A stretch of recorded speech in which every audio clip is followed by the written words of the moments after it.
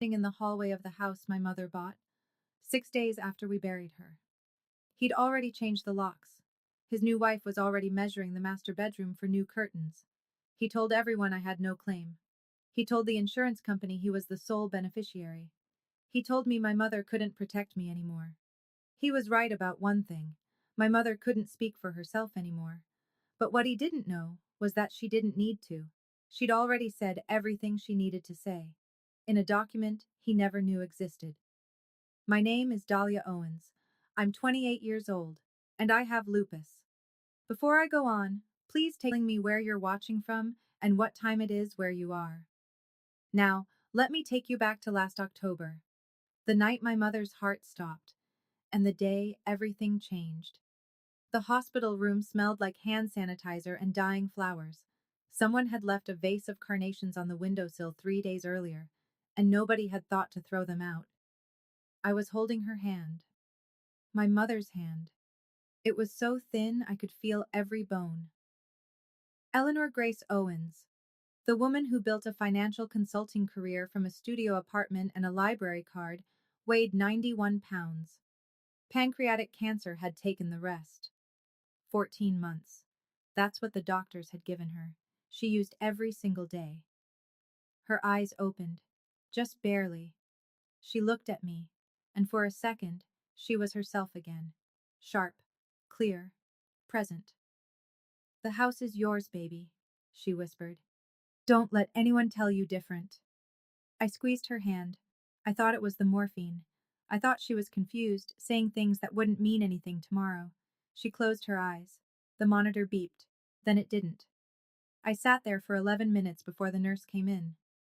I know because I counted every second. My father arrived 2 hours later. Denise was with him. His new wife, though he swore she wasn't new, swore they'd only been together a few months. She carried a designer handbag I'd never seen before.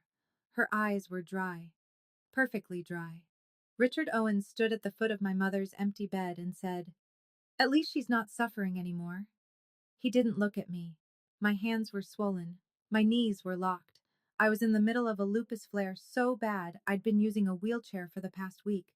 I couldn't stand without the bed rail, and my mother, the only person who ever made sure I could stand at all, was gone.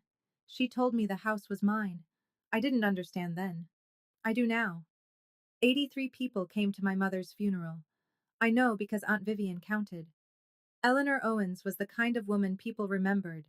She ran free tax workshops at the community center every spring.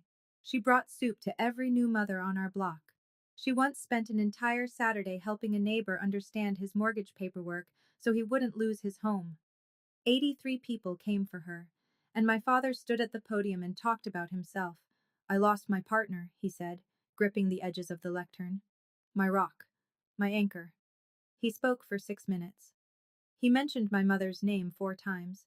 He mentioned his own grief 9 times. I was counting. Denise stood in the front row. Black dress. Gold bracelet. New, heavy, catching the light every time she moved. She cried exactly when someone was looking at her and stopped exactly when they turned away. I watched her do it 3 times. I sat in my wheelchair near the side aisle. Not the front row. Nobody had saved me a seat there. Aunt Vivian, my mother's older sister, sat beside me.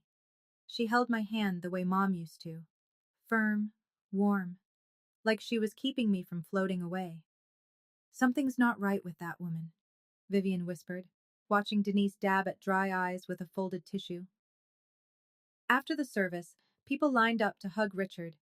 Denise accepted condolences like she was hosting a cocktail party.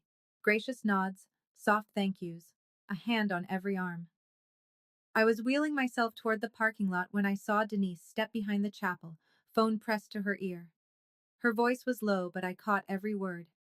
"It's done. We can start Monday." She hung up, turned, saw me, smiled. "You should rest, sweetheart," she said. "You look exhausted." 3 days after the funeral, the house still smelled like the lilies people had sent, wilting petals on every surface. Richard called me to the living room. He sat in my mother's armchair, the green velvet one she'd had since before I was born. Denise sat on the armrest beside him, legs crossed, one hand on his shoulder.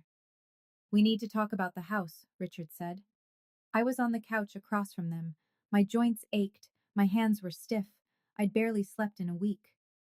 This house, he continued, the investment accounts, the life insurance, it all comes to me.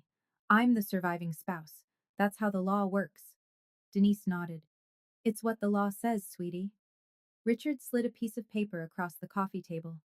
A quitclaim deed. My name was already typed at the bottom. All I had to do was sign. Just make it easy, he said. For everyone. I stared at the paper. The ink was fresh. Someone had prepared this in advance. Mom told me the house was mine, I said. Richard leaned back. She was on painkillers. That means nothing. She said it before the painkillers. His jaw tightened. Your mother spoiled you. You think you deserve something you didn't earn? Denise rubbed his shoulder. Honey, she's grieving. Give her a minute. I didn't touch the paper. I already have a lawyer, Richard said. His voice dropped. Calm. Practiced. He says your mother died without a will. No will means everything goes to me. That's the law in this state. He stood up, looked down at me. If you don't sign this by Friday, I'll have you removed. He walked out. Denise followed. She left the quitclaim deed on the table, perfectly centered, like a place setting. Friday was 2 days away. Friday came. I didn't sign. At midnight, my bedroom door opened. No knock, no warning, just the click of the handle and the hallway light cutting across my bed. Richard stood in the doorway holding an empty suitcase. He tossed it onto my blanket. Pack your things. I sat up. My shoulders screamed. The flare was getting worse. My joints hot, swollen, every movement like grinding glass. This is Mom's house, I said. Your mom is dead, and I'm the surviving spouse. This is my house. Behind him, in the hallway, Denise leaned against the wall, arms folded, watching, the smallest smile on her lips. Richard stepped closer. His voice was low, steady, the kind of calm that comes from having already decided. Find somewhere else to die. Your mother isn't here to protect you anymore. I looked at him for a long time. My father. The man who drove me to my first lupus appointment when I was 16. The man who used to carry me to bed when the pain was too bad to walk. That man was gone. Or maybe he'd never really been there. Maybe it was always Mom standing behind him, holding us both up. I packed what I could. Clothes, medications, my mother's reading glasses from the nightstand. I dragged the suitcase across the porch she used to sit on every morning. Her wind chimes were still ringing in the cold.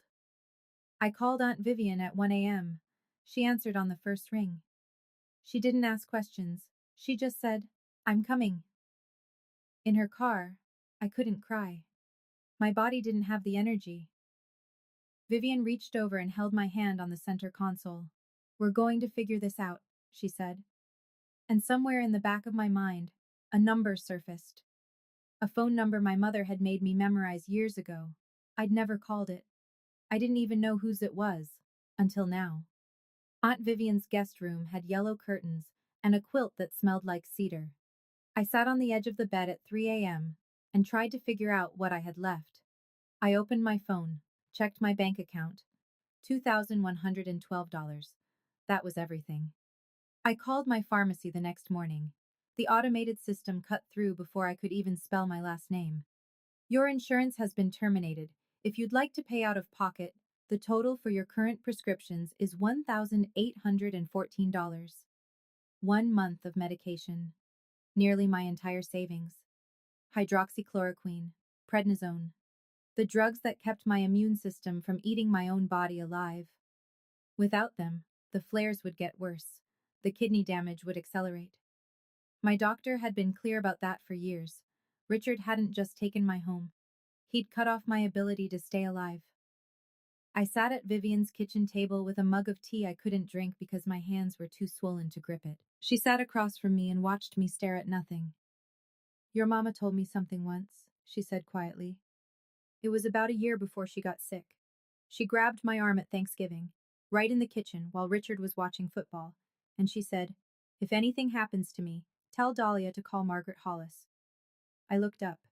Who's Margaret Hollis? Vivian reached into her purse. She pulled out a folded napkin, old, soft at the creases, a phone number written in blue ink. I don't know, she said. But your mama wrote this down and made me keep it. She said you'd need it when things got bad. I took the napkin. The handwriting was my mother's. Neat, deliberate. Even on a napkin, she didn't rush. Things were bad. Things were as bad as they could get. Or so I thought. Richard moved fast. I'll give him that. Within a week, he'd called every relative in our family. Uncle Thomas, Uncle Gerald, cousins I hadn't spoken to since Thanksgiving 2 years ago. He called them all. His version of the story went like this. Dahlia, still grieving, became erratic. She refused to cooperate with the estate process. She left the house on her own. She was unwell, physically, and he implied, mentally. She needs help, he told Uncle Thomas. I tried. She wouldn't let me. Denise handled the digital side.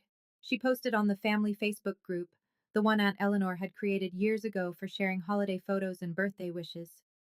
We tried to help Dahlia, but she wants to do things her own way. Please pray for her. 40 cents like, so sorry you're going through this. Directed at Richard and Denise, not at me. My phone rang for 3 days straight. Cousins, aunts, people I barely knew. Your dad just lost his wife. Don't make this harder. He's trying his best, Dahlia. Maybe you should apologize. I stopped answering. Vivian fielded the calls for me while I lay on her guest bed, staring at the ceiling, feeling the inflammation crawl up my wrists, like fire under the skin. One person believed me. One person out of my entire family. Vivian sat on the edge of my bed that night and handed me the napkin again. Call that number tomorrow, she said. First thing. I smoothed the napkin between my swollen fingers. Margaret Hollis. I didn't know her. Didn't know what she did. Didn't know what my mother had told her or why. But my mother had planned this. She'd written the number down. She'd told Vivian to remember. My mother didn't do things without a reason. I set my alarm for 7 a.m. I called at 7:15. No answer. Again at 7:40. Voicemail. 8:05. Voicemail again. At 8:22, I dialed for the fourth time. My thumb was shaking. Not from the lupus this time. 2 rings. Then a voice. Low, steady, warm in the way that courtroom voices sometimes are. Professional warmth. The kind that makes you trust someone before you know why. Hollis and Crane, attorneys at law. I swallowed.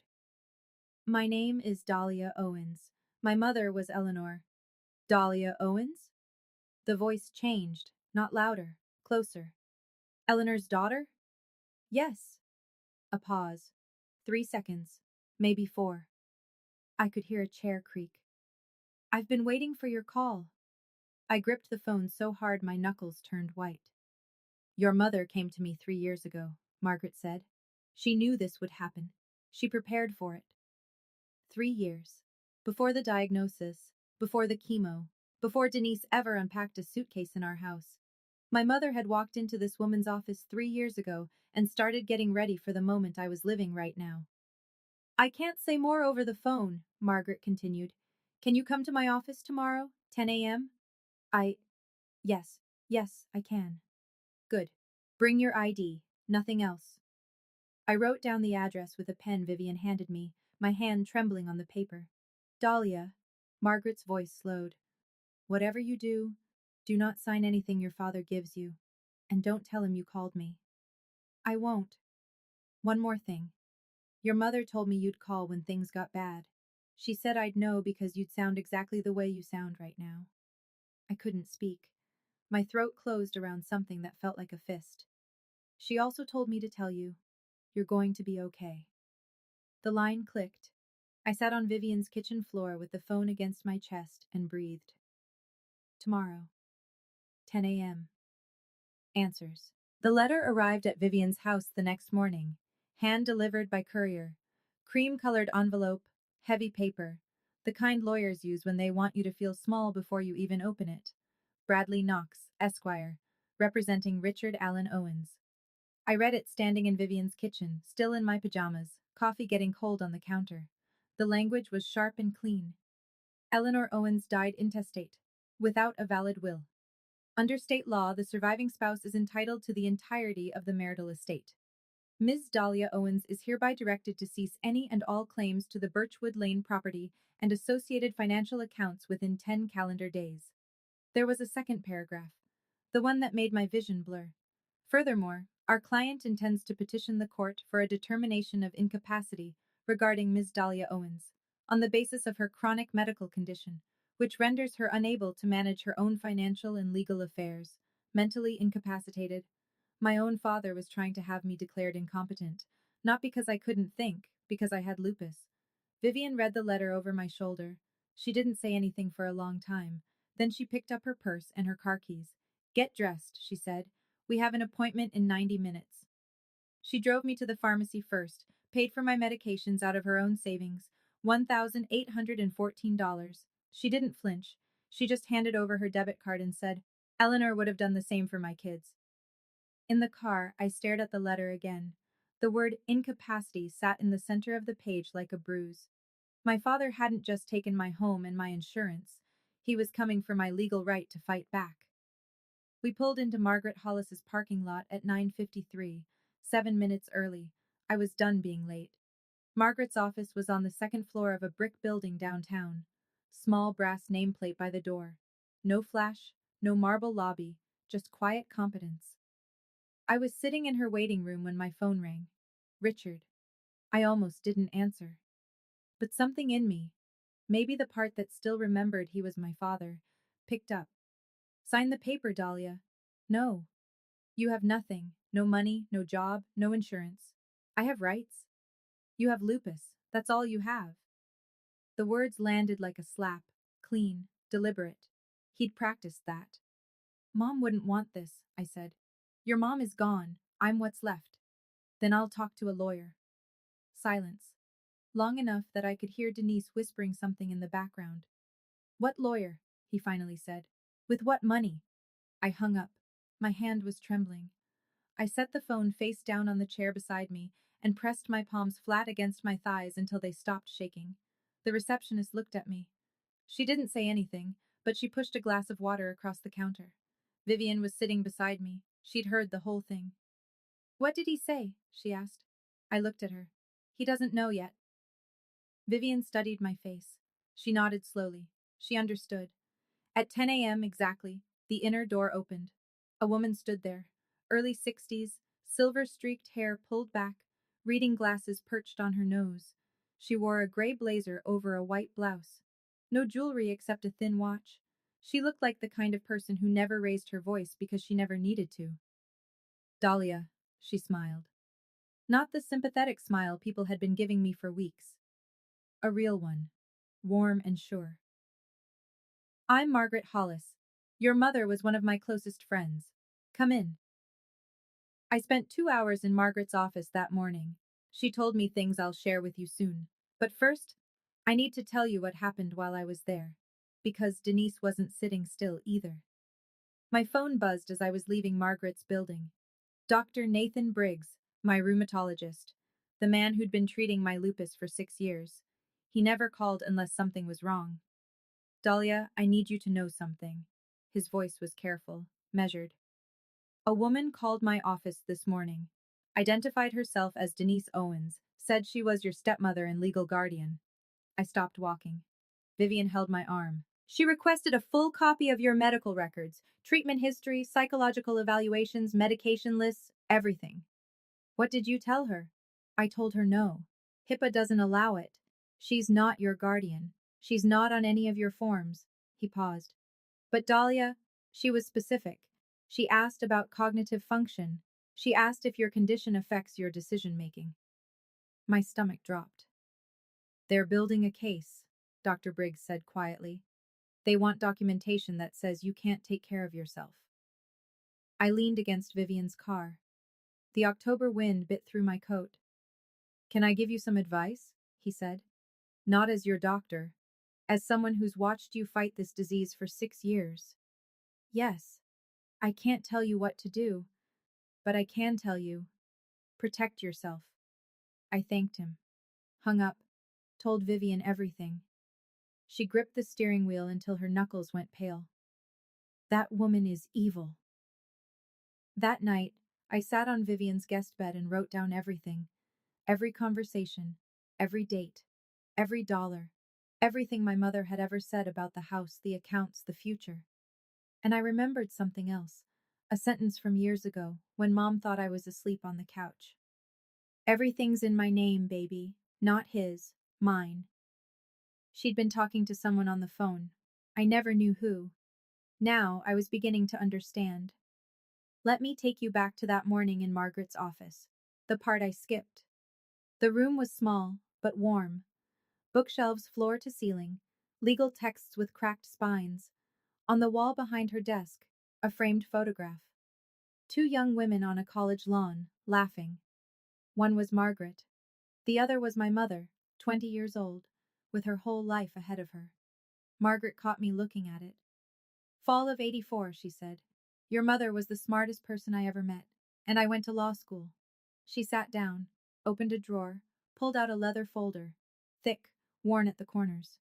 Your mother came to me 3 years ago, she said, right after she found text messages on Richard's phone. Messages from Denise. I felt the room tilt. 3 years ago? That was before she was even diagnosed. Exactly. Margaret folded her hands on the desk.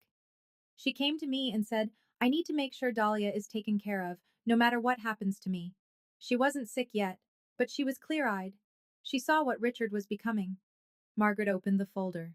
Inside I could see stacked documents, tabbed and labeled. She didn't show me the contents. Not yet. Your mother put everything in order, Dahlia. The house, the accounts, everything.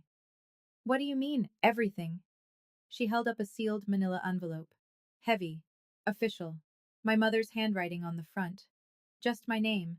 Dahlia. Your mother wrote this for you, but you'll hear it at the reading. The reading? The formal reading of her will. Margaret leaned forward.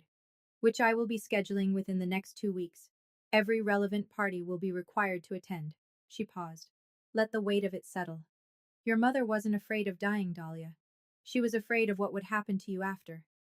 I couldn't touch the envelope. I could only stare at my name in her handwriting and feel my chest crack open. Margaret gave me a glass of water. I drank half of it before I realized my hands had stopped shaking. Here's what you need to understand, she said. Your father's lawyer is claiming Eleanor died intestate, without a will. That's the foundation of everything he's doing. The quitclaim deed, the insurance claim, the incapacity petition.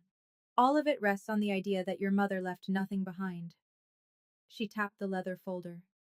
He's wrong. Margaret explained it piece by piece. My mother had executed a formal last will and testament 3 years ago. It was notarized by a retired judge, Judge Patricia Henley, a personal friend of Margaret's. 2 independent witnesses signed. And Eleanor had recorded a video statement to accompany it, confirming her wishes in her own voice, on camera, while healthy and lucid.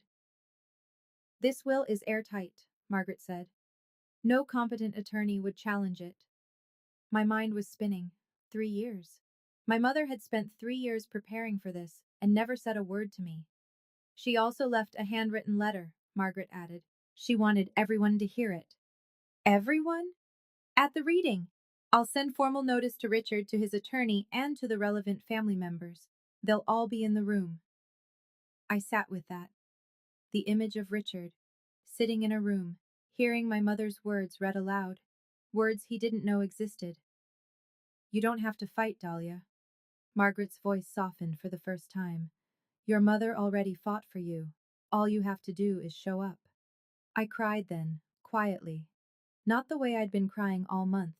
Out of pain, out of fear, out of exhaustion. This was different.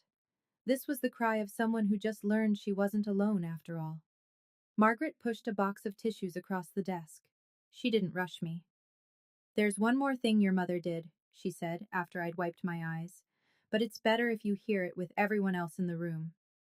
2 days later, the letters went out. Certified mail. Return receipt requested. Richards arrived at the Birchwood Lane house, my mother's house, on a Tuesday morning. I know because Aunt Vivian told me what happened next. He called her. His voice wasn't the same voice that told me to find somewhere else to die. This voice was thinner, faster, almost confused.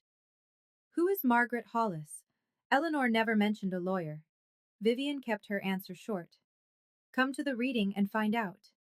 What reading? There is no will. My lawyer already confirmed. Then you have nothing to worry about, Richard. She hung up. That evening my phone rang. Richard again. But the tone had changed. The cold authority was gone. In its place, something I almost didn't recognize. He sounded careful. Listen, sweetheart. Maybe we can work something out. You don't need a lawyer. Sweetheart. He hadn't called me that since I was 15. I'll be at the reading, Dad. Dahlia. See you there. I hung up. Vivian looked at me across the kitchen table. She raised her coffee mug in a silent toast. Denise posted on Facebook that night. No direct mention of the reading, just a Bible verse about betrayal and a caption. When family turns on you, God sees everything. 8 heart reactions. 3 prayer emojis. I didn't respond. I didn't even open the app. I was sitting on Vivian's couch, making a list Margaret had asked me to prepare. Dates, events, things my mother had said. Margaret had also called me that afternoon with an update. Richard had hired a second lawyer, Carl Myers, a specialist in estate disputes. He's panicking, Margaret said. I could hear the calm smile in her voice. Good. 2 weeks. 14 days until everyone sat in the same room and my mother spoke for the last time. I took my medication. I went to bed. And for the first night in weeks, I slept without waking up. The morning of the reading, I stood in front of Vivian's bathroom mirror for a long time. I'd lost weight. The flare was still active. My fingers were puffy, my wrists stiff, and there were shadows under my eyes that no amount of concealer could fix. But I put on a clean blouse, a dark blazer Vivian had lent me, simple flats because heels were out of the question. Margaret had said, "Come dressed like you belong." Because you do. Vivian drove. Neither of us spoke. The radio was off.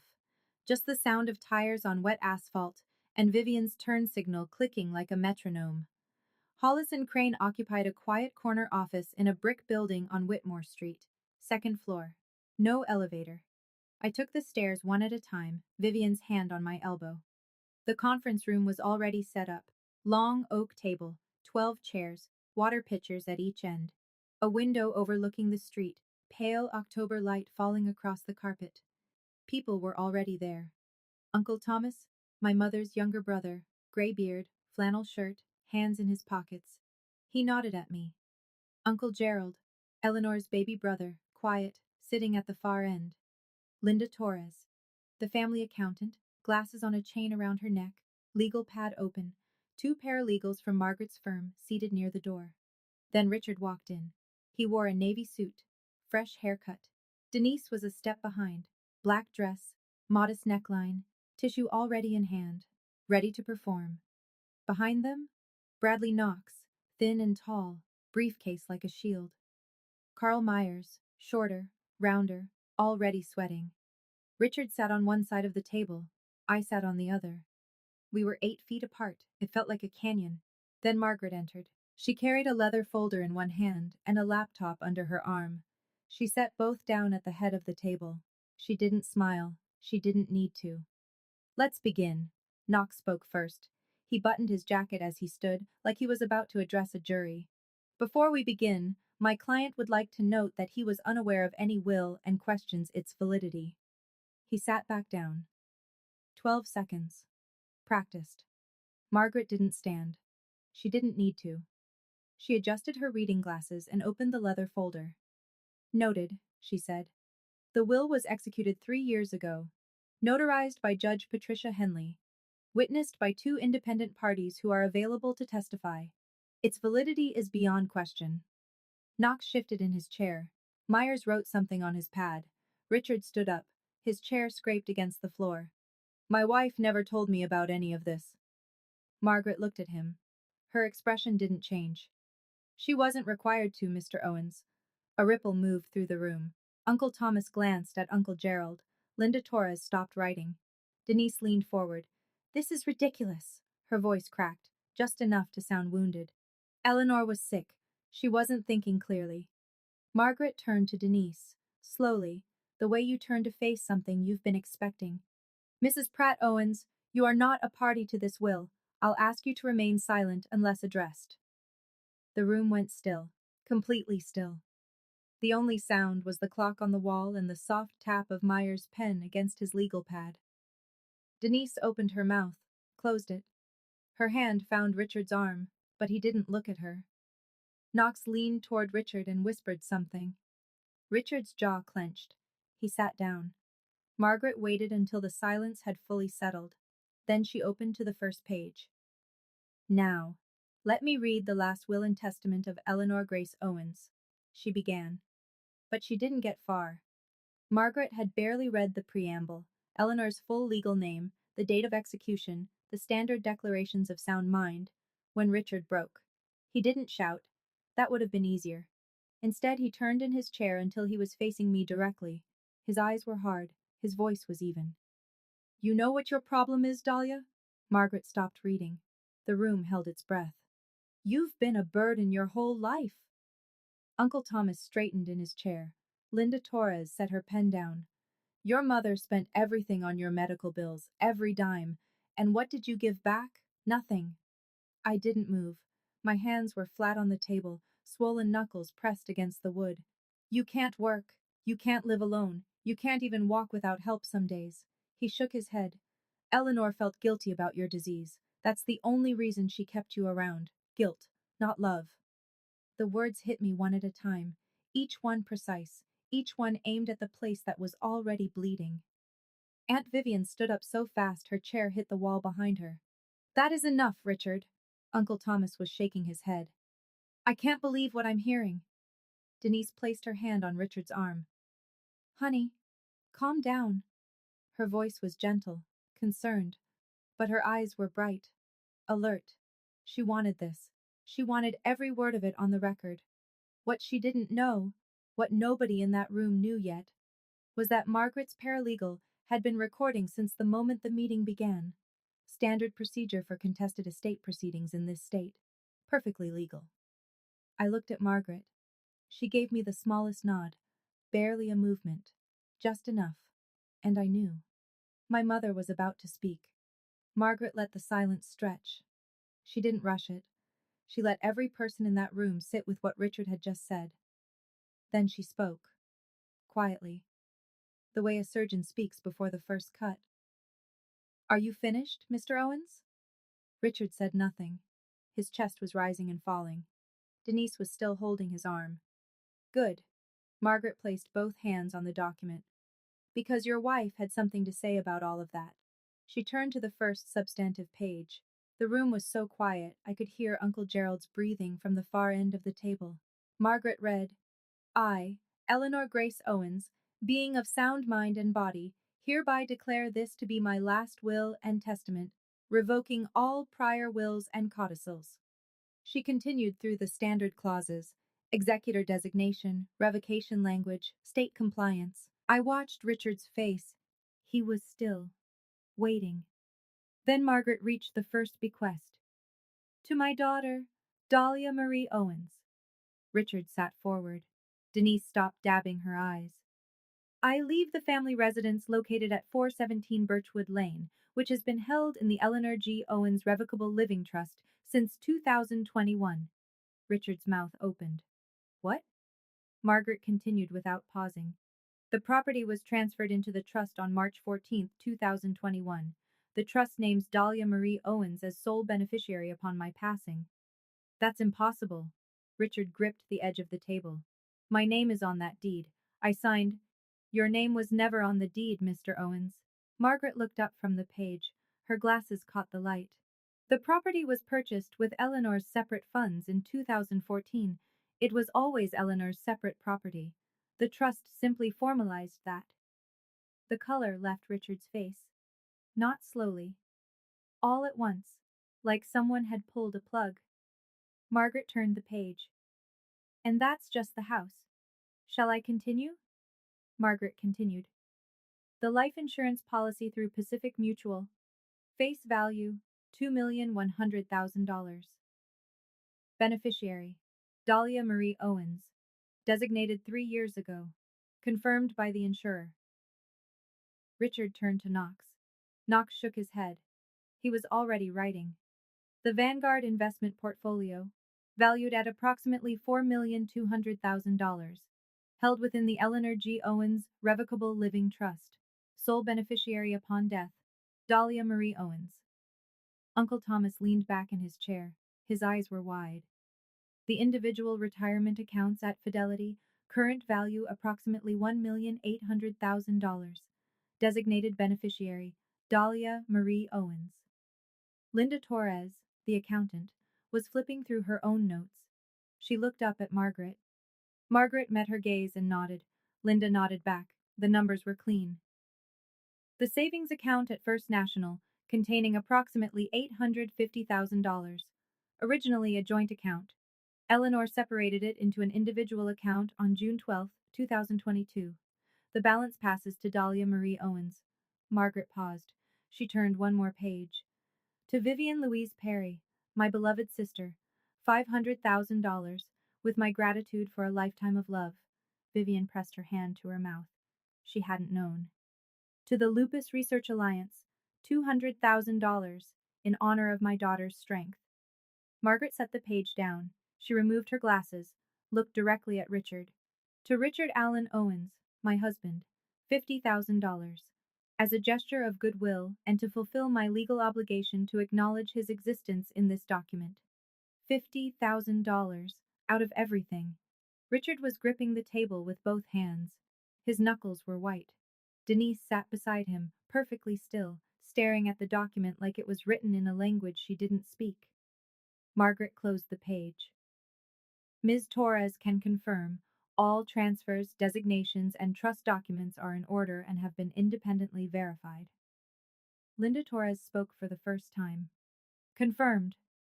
Richard was on his feet before Margaret finished setting the document down. This is fraud. His voice bounced off the walls. She forged this. Eleanor would never. Knox grabbed his arm. Sit down. He said it twice. Sit down, right now. Richard didn't sit. His hand was pointed at the folder like it was a weapon. Knox turned to Margaret. His voice was controlled, but I could see the strain in his jaw. Can we verify the witnesses? Judge Patricia Henley notarized it personally, Margaret said. She didn't blink. I have her signed attestation. Would you like to call her? Knox didn't answer. He didn't need to. A sitting judge's notarization was a fortress. He knew it. Myers knew it. Everyone in that room with a law degree knew it. Richard spun toward me. You put her up to this. Spit at the corner of his mouth. You manipulated a dying woman. I looked at him, my father. His face red, his hands shaking, every mask gone. I spoke for the first time since the meeting began. My voice was steady. I don't know how. Mom did this 3 years ago, before she was even sick, before Denise moved in. The words hung in the air. I watched them land on every face around the table. Uncle Thomas nodded slowly. Uncle Gerald closed his eyes. Denise stood up, tears streaming now, real or manufactured. I couldn't tell anymore. This family is tearing itself apart. Eleanor wouldn't want this. Aunt Vivian didn't even look at her. Sit down, Denise. You didn't know Eleanor. I did. Denise froze, then sat. Knox leaned close to Richard's ear. I was near enough to hear the whisper. We can't contest this, not with a judge's notarization and video evidence. Richard looked at Knox the way a drowning man looks at a life raft that's floating away. Video? He said. What video? Margaret opened the laptop. Eleanor recorded a video statement to accompany the will, Margaret said. She positioned the laptop so the screen faced the center of the table. She asked that it be played in full. She pressed play. And there she was, my mother, sitting in the living room at Birchwood Lane, the green velvet armchair, the same one Richard had claimed as his, late afternoon light through the window. Her hair was still thick, her face still full. This was before the cancer, before the chemo hollowed her out. She was wearing the blue cardigan I'd given her for Christmas 3 years ago. If you're watching this, she said, then I'm gone. Her voice was clear, calm. The voice I remembered from bedtime stories and doctors' waiting rooms, and every single night she sat beside me during a flare, rubbing my hands until I could sleep. And I'm guessing Richard is sitting in that room right now, angry, I looked at Richard. He flinched, just slightly, like she'd tapped him on the shoulder from somewhere he couldn't see. I want Dahlia to know something. Mom looked directly into the camera. You were never a burden. You are the best thing I ever did. Your lupus doesn't define you. Your heart does. Aunt Vivian grabbed my hand under the table. I put everything in your name because I trust you. Not because I don't love your father, but because I know what happens when grief meets greed. She paused, took a breath. Richard, if you're listening, I hoped you'd prove me wrong. I really did. Uncle Thomas wiped his eyes with the back of his hand. Uncle Gerald's head was bowed. Linda Torres had stopped writing entirely. Richard stared at the screen. His jaw was locked. His hands were flat on the table. He didn't move. Denise's eyes drifted toward the conference room door. And then my mother said, "There's one more thing I need to say. About Denise." My mother's face on the screen didn't change. She didn't look angry. She didn't look bitter. She looked like a woman telling the truth because she wouldn't get another chance. "Denise," she said, "I know you've been seeing Richard since before my diagnosis. I found the messages on his phone 2 months before I went to see Margaret." The room stopped breathing. I turned to look at Denise. The tissue was frozen against her cheek. Her eyes were fixed on the screen. The performance was over. Richard's head snapped toward Denise. "You told me she never—" "I don't say this out of bitterness," my mother continued, her voice cutting cleanly through the room. "I say this because Dahlia deserves to know, and everyone in this room deserves to know, that the decisions I made were based on facts, not feelings." Uncle Thomas's hands were gripping his knees. Uncle Gerald looked at Richard with an expression I'd never seen on his gentle face before. Disgust. Mom went on. "Richard chose Denise before I even started chemo. I chose to protect my daughter." My chest ached, not from the lupus, from the weight of understanding. My mother had known everything. She'd watched her husband fall for someone else while she was still healthy, still present, still making dinner and folding laundry in a house she knew she might lose. And she didn't scream, she didn't beg. She went to a lawyer and built a wall around me. "Dahlia," Mom said. She smiled then. Small, sad, beautiful. "Live your life, take care of your health, and remember, you don't owe anyone who chose to leave you." The screen went dark. Nobody spoke. Denise picked up her handbag. She stood. She walked to the door, opened it, and left. She didn't look at Richard. She didn't look at anyone. Richard sat alone on his side of the table. No wife, no new wife, just a man in a navy suit, staring at a closed laptop with 12 people watching him become exactly what my mother said he would. Margaret closed the laptop. She placed her glasses back on. When she spoke, her voice was the same as it had been at the start. Measured, professional, utterly unshakable. "The trust transfers effective immediately. Dahlia Marie Owens is the sole owner of the Birchwood Lane property." She turned a page in the folder. "Regarding the life insurance policy and investment accounts, I've already filed the necessary documentation with the respective institutions. Dahlia's beneficiary status has been confirmed by each one." Knox was packing his briefcase. He hadn't spoken since the video. Myers was staring at his blank legal pad like it owed him an explanation. Margaret looked at Richard. "Mr. Owens, you have 30 days to vacate the Birchwood Lane property, as you are no longer a legal occupant." Richard's voice came out small. Smaller than I'd ever heard it. "She can't just kick me out of my own home." "It was never your home, Mr. Owens." Margaret's tone held no cruelty, just facts. "The deed has been in Eleanor's trust since 2021. You were a permitted occupant. That permission ended with Eleanor's passing, and the terms of the trust." Knox stood. He touched Richard's shoulder. "Let's go." Richard didn't move. "We'll need time to review," Knox said to Margaret. It was the kind of thing lawyers say when there's nothing left to review. "Of course," Margaret replied. "But the law is clear, and the clock starts today." Knox guided Richard to his feet. They walked toward the door. Richard's steps were slow, heavy, like the floor had gotten deeper. He didn't look at me. He didn't say goodbye. He didn't say anything at all. He walked out the same way he walked into my mother's hospital room the night she died, late and alone. 3 days passed. I stayed at Vivian's. I didn't call Richard. I didn't check Facebook. I took my medication, kept my appointment with Dr. Briggs, and read a book my mother had left on her nightstand, a novel about a woman who sailed around the world alone. Mom had dog-eared page 212. On the fourth morning, my phone rang. Richard. I almost let it go to voicemail, but I answered, because I wanted this to be the last time. His voice was different. Not the commanding voice from the living room. Not the cold voice from midnight. This was the voice of a man who had run out of people to stand behind. Dahlia, I'm your father. You can't just throw me out. You threw me out at midnight, when I was sick, in the cold. I was angry. I wasn't thinking straight. You told me to find somewhere else to die. Silence.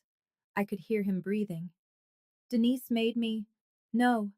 My voice didn't waver. You're a grown man. You made your own choices. More silence. Longer this time. I could picture him sitting in Mom's kitchen, at Mom's table, in Mom's house. For 30 more days. I'm not doing this out of revenge, Dad. I meant it. I needed him to hear that. I'm doing this because Mom wanted me safe, and you showed me exactly why she was right.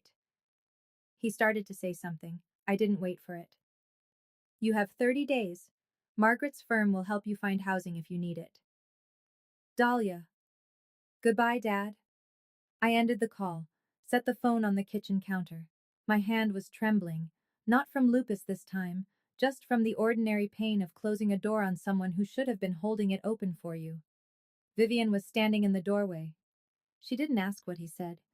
She just walked over and held me. 30 days later, I turned the key in my own front door.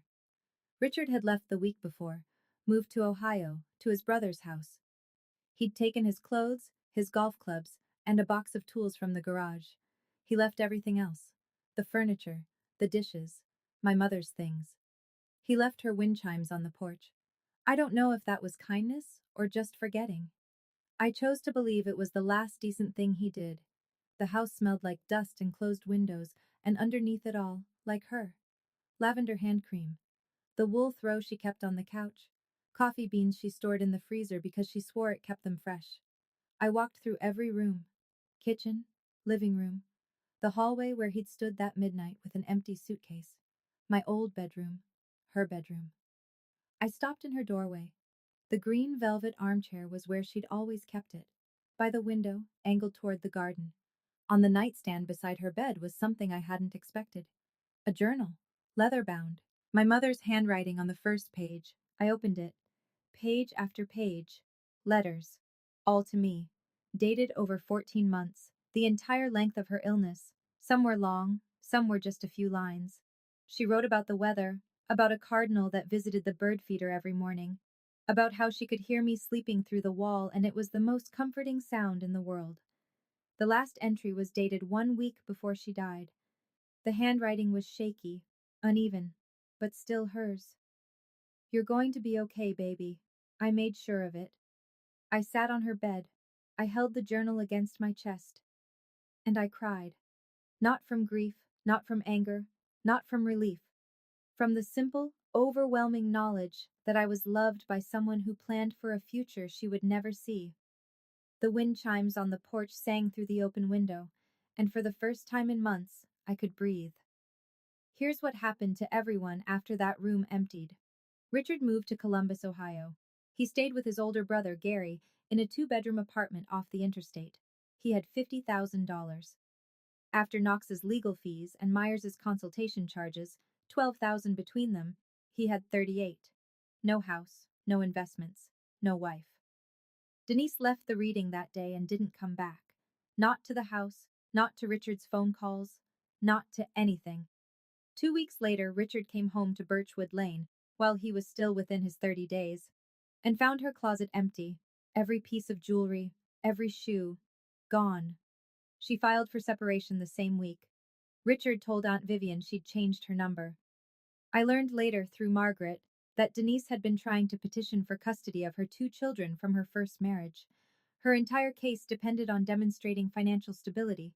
Without Richard's money, without my mother's money, she had nothing to show the judge. The petition was denied. The community found out.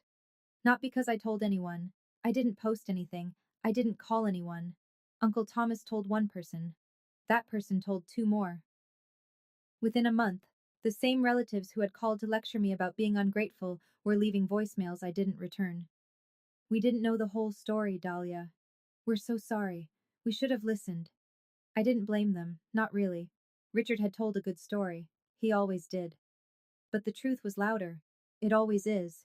It just takes longer to arrive. I didn't need the world to know what happened. The people in that room knew. And that was enough. Margaret sent me a final letter a week after the 30 days were up. Short, professional. One line at the bottom in her own handwriting. Eleanor would be proud. I am too. The first thing I did with my mother's gift was make sure I could stay alive.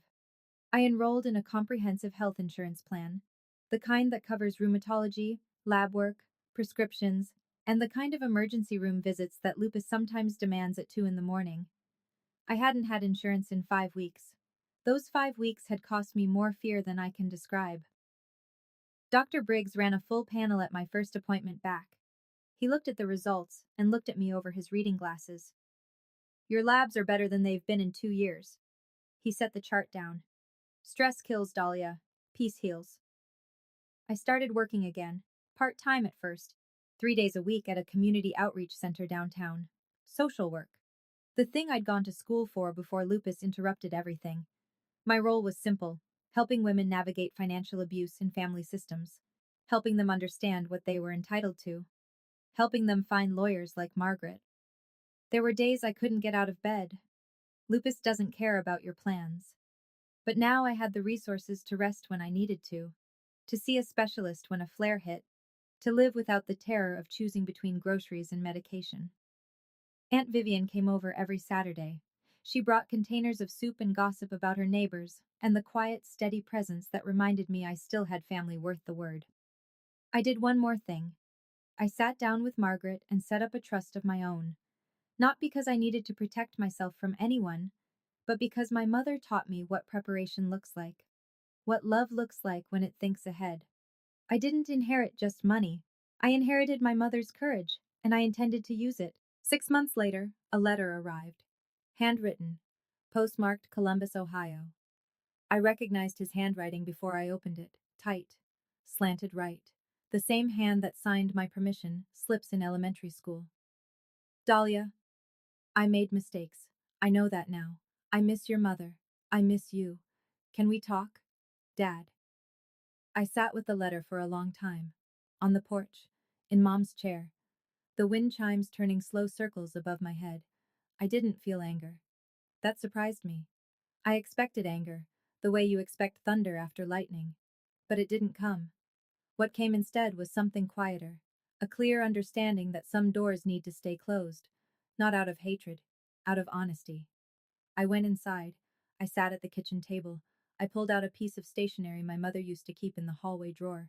Cream paper, her initials embossed at the top. I wrote, Dad, I don't hate you, but I can't trust you. And I won't pretend to, just to make you feel better. If you're serious about changing, start with yourself, not with me. I wish you well. But my door is not open right now. Maybe one day. But not today. I folded the letter, sealed the envelope, wrote his address, walked it to the mailbox. I didn't shut the door forever. I want to be clear about that. I didn't make some grand declaration about never speaking to my father again. That would be a different kind of cruelty, and I've had enough cruelty for one lifetime. But I didn't open the door out of guilt either, or loneliness, or because someone told me I should.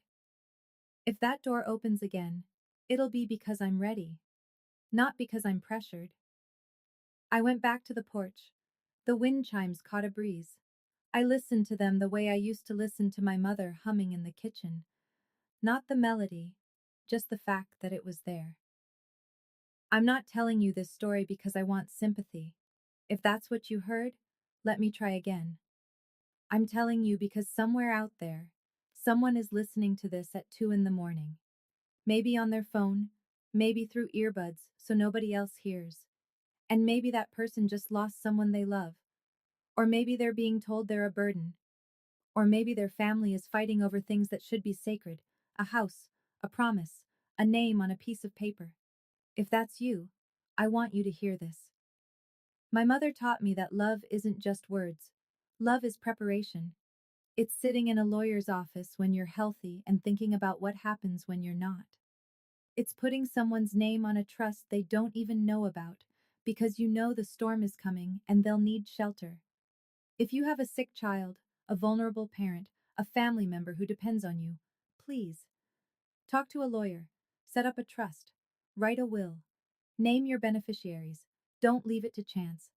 Don't assume the people around you will do the right thing when you're gone. Some will, some won't. And by then, you won't be there to find out. And if you're the one being told you're not enough, that you're a burden, that your illness makes you less, that you should be grateful for scraps instead of standing up for what's yours, hear me clearly. You are enough. Your illness doesn't make you less. Your need for help doesn't make you weak. Anyone who uses your vulnerability against you has told you exactly who they are. Believe them. My mother believed in me from a leather chair in a lawyer's office 3 years before she died. She never told me. She just did it. That's the kind of love that outlives everything. It's spring now. I'm sitting on the front porch of 417 Birchwood Lane. My porch, my house. The house my mother bought, protected, and gave to me. Not with a speech, but with a signature on a Tuesday afternoon that nobody knew about. There's a cup of tea on the railing, chamomile, Mom's favorite. I don't even like chamomile, but I buy it anyway. The smell of it is the closest I get to sitting next to her. My mother's journal is on the table beside me. I've read every page, some of them twice. Some of them so many times the ink is starting to fade where my thumbs hold the paper. I keep it close. Not because I need to read it again, because the weight of it in my hands feels like her hand in mine. Lupus is still here. It will always be here. Last Tuesday was bad. My knees locked up and I spent the morning on the kitchen floor waiting for the prednisone to work. But I have insurance now. I have a doctor I trust. I have a body that fights me, and a life that's finally worth the fight. In the garden, something catches my eye. Along the back fence, where the sunlight hits first in the morning, a row of tulips, red and yellow, tall and open. My mother planted them last spring, 9 months before she died. She was already in treatment, already losing weight, already tired in a way that sleep couldn't fix. But she knelt in the dirt with a trowel and planted bulbs she knew she would never see bloom. She planted them for me. My mother planted tulips she'd never see bloom. That's what love looks like. I close the journal. I lean back in the chair. The wind chimes sing. And somewhere, I don't know where, I don't know how, she knows I'm okay. So that's my story. It's not about money, it never was. It's about a mother who loved her daughter enough to fight from beyond the grave. It's about a woman who saw the worst coming and built a shield out of paperwork and preparation and the quiet, stubborn belief that her child deserved better. If you've ever been underestimated, discarded, or told you don't matter, I hope this story reminded you of something simple. Someone sees you. Someone believes in you, even if they're not here to say it anymore. And if they were anything like my mom, they already made sure you'd be okay. You just might not know it yet. What was the moment that hit you the hardest? If you've ever had to set boundaries with family, type, I stood my ground below. Hit like if you believe every parent should protect their child's future. And check the description for more stories like this one. I'll see you in